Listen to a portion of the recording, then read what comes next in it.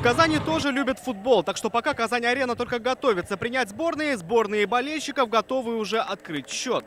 К нам приезжает в гости иранская сборная, но и мы не можем остаться в стране. Мы организовали свой матч дружбы. Одни фанаты уже играют, другие только прибывают. За часы до игры все новые и новые рейсы. В Казань я приехал ради сегодняшнего матча. 3 самолета до обеда. Иранские болельщики прибывают по небу. Второй день доезжают на поездах. Те, кто уже на месте, штурмуют экскурсии.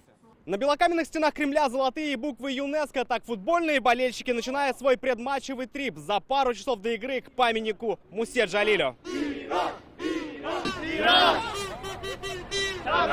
Кричалки у памятника и фото у Кул-Шарифа. Иранцы стекаются к историческому центру. Сегодня фанаты встречаются в Казани.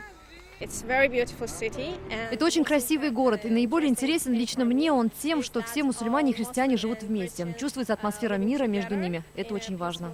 А что до матча? Спросили мы за 2 часа до игры. Мы будем выиграть, конечно. Можем 4-0 вообще. Вот так, я думаю, будет. Каким бы ни был счет, игра обещает быть красивой. Сборные давние знакомые, на поле сильные составы. Только итоги встречи не отразятся на турнирной таблице. Рамиль Шайдуллин, Ильшат Мухаметов, Ринат Сафин, ТНВ, Казань.